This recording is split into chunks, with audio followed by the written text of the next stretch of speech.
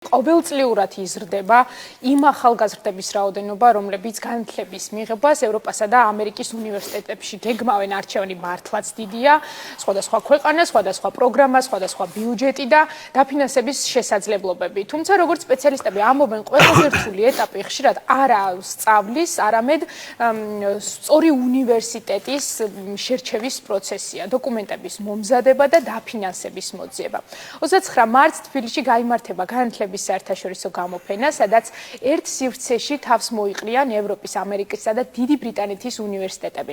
დღის განმავლობაში დამსწრეებს შესაძლებლობა ექნებათ პირადად შეხვდნენ უნივერსიტეტების წარმომადგენლებს, მიიღონ ინფორმაცია სასწავლო პროგრამებზე და რაც მთავარია დაფინანსებებზე, სტიპენდიებზე და საერთაშორისო კარიერულ პერსპექტივებზე. გამოფენაზე წარმოდგენილი იქნება წელს ისეთი ცნობილი უნივერსიტეტები, როგორიცაა Boston University, AI University, დომუს აკადემია, ვებსტერ უნივერსიტეტი და კიდევ სხვა საერთაშორისო სასწავლებლები. ასეთი ფორმატის გამოფენები განსაკუთრებით მნიშვნელოვანია, რადგან ახალგაზრდებს შეუძლიათ ერთ სივრცეში მიიღონ ინფორმაცია სხვადასხვა ქვეყნის შესახებ, გაიგონ როგორ ისწავლონ ინგლისურ, გერმანულ, ესპანურ ენებზე და რა გზებით შეიძლება სწავლის დაფინანსების მოპოვება. კიდევ ერთი მნიშვნელოვანი დეტალი გამოფენაზე დასწრება სრულიად უფასოა, როგორ ავირჩიოთ სწორად უნივერსიტეტი, რამდენად რეალურია დაფინანსების მოპოვების გზები და რა შეცდომებს უშვებენ ყველაზე ხშირად სტუდენტები და რატომ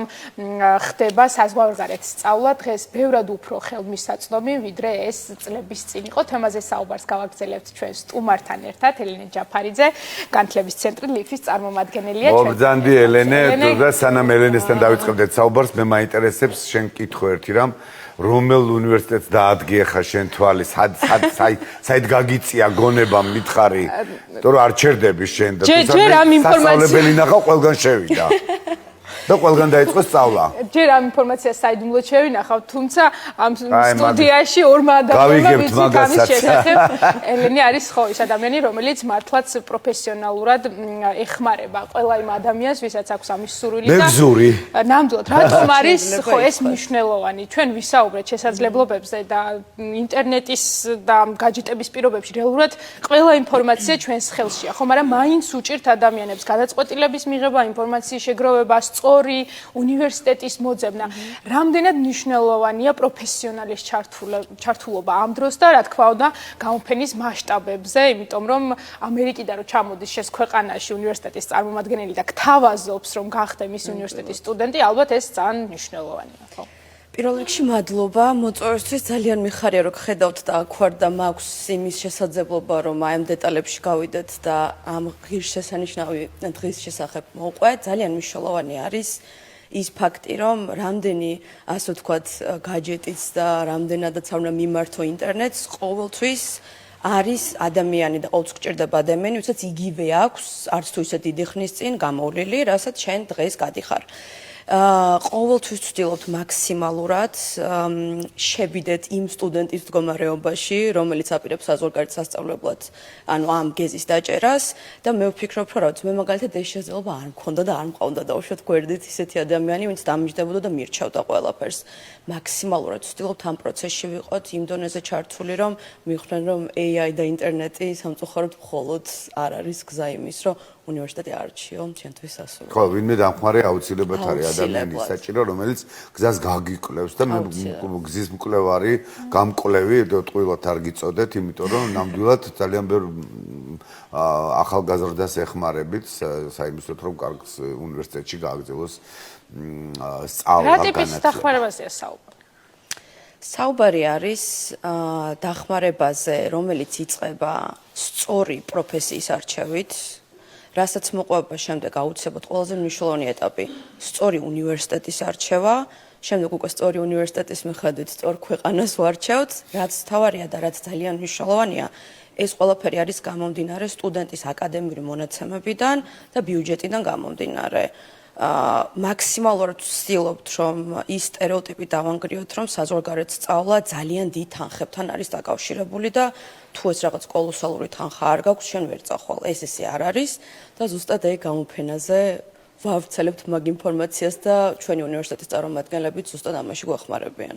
ელენე, შენ ახსენე პროფესიის არჩევა და რეალურად უქონიათ ესეთი შემთხვევა, დაინტერესებული ადამიანი მოსულა სხვა განწყობით, სხვა სურვილებით და თქვენ რეალურად უჩვენებთ სწორ გზას მისთვის, რომელი თუნდაც საერთოდ არ იცოდა სად რა მიმართულებით წასულიყო და რა აერჩია, თქვა მისი ცხოვრების ეს განათლება, მაგრამ ხო ეს საინტერესოა თვითონ როგორ ხდება ეს ყველა. ხშირ შემთხვევაში მოზარდებმა მით უმეტეს განსაკუთრებით ამას ვიტყოდი, არ იციან არასდროს რა უნდათ. ძალიან იშვიათი არის რომ სტუდენტი მივიღოთ, რომელმაც ზუსტად იცის რა უნდა. აი ზუსტად ამიტომ არის ეს საუნივერსიტეტო მრჩეველი და ზოგადად ეს ასე ვთქვათ მიმართულება ძალიან საინტერესო, რომ პირველ რიგში უნდა გავიცნოთ სტუდენტი მომავალი, მისი ინტერესების შესახებ გავიგოთ, რა შეატარებს დიდ დროს გავიგოთ. ეს არის ძალიან საინტერესო პროცესი, რომ შემდეგ უკვე მივიდეთ საბოლოო დასკვნამდე თუ რაში ხედავს საკუთარ თავს მომავალი უნარჩვევებიც გასათვალისწინებელია ალბათ მისი საითფრო რა თქმა უნდა, ზოგი ადამიანი უფრო ტექნიკური მხრიდან არის განვითარებული, ზოგი თავიდან ბოლომდე ჰუმანიტარია და ჯერ უბრალოდ არ იცის, ამიტომ აი ზუსტად ლივში მოსვლით ერთ სივრცეში აბსოლუტურად ყველაფერს ვადგენთ ვეხმარებით და შემდეგ უკვე ვიშლებით ბედნიერად. ელენ, ძალიან ბევრი კითხვა რჩება მიმდინარე განვითარებული მოვლენების ფონზე, როგორ შეძნებენ საქართველოში მიღებული განათლებით სტუდენტების საერთაშორისო მასშტაბით სწავლის გაგრძელება. ჩვენ გულისხმობთ, რომ ახალი რეფორმის ფარგლებში ვიცით, რომ თქვათ ბაკალავრი 3 წლის ვადით განისაზღვრა, ასევე მაგისტრატურა 1 წლის ვადით და შემცირდა ასევე სასკოლო განათლების წლები არჩევითი გახდა, ეგრეთ წოდებული მე-12 კლასი დამამთავრებელი და ჩვენ გვაქვს ინფორმაცია, რომ ძირითადად საერთაშორისო უნივერსიტეტები ითხოვენ სრულ განათლებას, გულისხმობ 12 წლიან სასკოლოს ყოველ შემთხვევაში. აი რა დაბრკოლებებს გამოიწვევს ეს თქვენთვის და თუ გაქვთ წინასწარ ამაზე ინფორმაცია, როგორ შეძლებენ ქართველი მოსწავლეები, რომ იმავე წარმატებით ჩაერიცხონ საერთაშორისო უნივერსიტეტებში, როგორც ამას წლების განმავლობაში ახერხებდნენ? სიმართლე ვთქვა, განათლებაში მოღვაწე ადამიანისთვის ეს საკმაოდ რთული საკითხია, თუმცა ამაზე ყოველდღიურად მუშაობთ ჩვენ საერთაშორისო პარტნიორებთან, მეგობრებთან ერთად თუ ასე შემდეგ. მაქსიმალურად ვცდილობთ, რომ ინფორმაცია ამოვიღოთ და იმ სტუდენტებსაც დავეხმაროთ, ვინც საბოლოო ჯამში მე-12 კლასს არ აირჩევს და გადაწყვეტს, რომ 11 კლასი დაამთავროს. რა თქმა უნდა, ეს დაბრკოლებებთან იქნება დაკავშირებული საზღვარგარეთ ჩაბარებისას. როგორც 11 წლიანი სკოლა, ასევე 3 წლიანი ბაკალავრის დასრულების შემთხვევაში სამასტერო საფეხურზე უკვე, თუმცა აბსოლუტურად ყველა სტუდენტს, ვინც საზღვარგარეთ აპირებს სწავლის გაგრძელებას, მოუწოდებ, რომ აუცილებლად აირჩიონ მე-12 კლასს. ხო, ეს ხელს შეუშლის, როგორც თქვენ აღნიშნეთ, აუცილებლად. დიდ დაკვლებებთან იქნება დაკავშირებული, ხელს ნამდვილად შეუშლის. ხო, ვისაც არ უნდა ეთყობა გააგრძელოს საზღვარგარეთ სწავლა, ის ალბათ არც აირჩევს და ვისაც უნდა და ეს დაგეგმილი აქვს, ყოველ შემთხვევაში ფიქრობს ესე, აუცილებლად აირჩევს იმ მე-12-ს და ხო, არჩევანი რახან არის, ეს მასია დამოკიდებული, რა თქმა უნდა. საინტერესოა, რა ტიპის დაბრკოლებებზია საუბარი, როცა საუბრობთ თანამედროვე სამყაროში განათლების სფეროში, იგივე ხელოვნური ინტელექტის დანერგვაზე და კიდევ სხვა მრავალი შრით ივსება თითქოს, ხო, იმისთვის რომ უფრო მრავალფეროვანი გახდეს ეს მიმართულება, ქვეყანაში ამ დროს 11 წლიან და იყო 100 წლიან განათლებაზეც კი ხო საუბარი. აი, რას ნიშნავს ეს იმ ადამიანებისთვის, ვისაც უშუალო შეხება აქვთ საერთაშორისო კლასის განათლებასთან? რა მოთხოვნებია დღეს ცივილურ დასავლურ სამყაროში და როგორ პასუხობთ ჩვენ? ეს ნიშნავს იმას, რომ ის განათლება, რასაც ქართველი სტუდენტი სკოლაში მიიღებს, არ იქნება საკმარისი და ბოლომდე, ასე ვთქვათ, არ გაუტოლდება იმ მოთხოვნებს, რაც აქვს უნივერსიტეტს საბაკალავრო საფეხურზე. ეს ნიშნავს არასრულ ატესტატს, ნაწილობრივ ხშირ შემთხვევაში დიდი ალბათობით ეს იქნება არასრული განათლება, იმიტომ რომ მე-12 კლასი ზუსტად ის გარდამტეხი კლასია, სადაც ქართველი სტუდენტი, ისე როგორც ნებისმიერ დასავლურ ევროპული სტუდენტი, იღებს ისეთ გადაწყვეტილებებს, რომელშიც აუცილებლად საჭირო არის სკოლის ჩართულობა, სკოლის მასწავლებლების, პედაგოგების და მის გარშემო მყოფი აკადემიური, ასე ვთქვათ, საზოგადოების ყოფნა არის ძალიან მნიშვნელოვანი. დაბრკოლებები, რაც მე მანამდე ვახსენე, არის უშუალოდ ის, რაც უკვე ვთქვი, არის ის, რომ არასრული განათლება ექნება, შესაბამისად შეიძლება ის ატესტატი, რომელსაც ეს სტუდენტი აიღებს, არ შეესაბამებოდეს და არ ჯდებოდეს მოთხოვნებში. ამიტომ მას მოუწევს მიმართოს სხვა გზას, რაც არის კიდევ რამდენიმე წლის დამატება, იმისთვის, რომ საზღვარგარეთ მერე გააგრძელოს ბაკალავრზე სწავლა. და ეს როგორც ვიცი იქნება უფრო დიდ ხარჯებთან ხო ალბათ დაკავშირებული თუ მოუნდება 11 კლასიანი ატესტატის მქონე სტუდენტს რომ გააგრძელოს სწავლა იქ მოუწევს მაშინ ხო ალბათ ის დამატებითი წელი ზედმეტი ხარჯების რა თქმა უნდა ზედმეტი ხარჯი არის დამატებითი ხარჯი ვერ ვიტყოდი რომ ის იქნება ცოტა თუმცა კი აი ზუსტად ამ დაბრკოლებებს გულისხმობთ და მაინც ვის შევხვდებით რომელი უნივერსიტეტის წარმომადგენლებს ვიცით რომ 29 მარტს გაიმართება ეს გამოფენა კადრებში ხედავთ რომ ყოველწლიურად ძალიან ბევრი სტუდენტი მოდის იმისთვის რომ შეხვდნენ წარმომადგენლებს ხშირად შეიძლება არ შედგეს მათ შორის თანამშრომლობა თუმცა ის რომ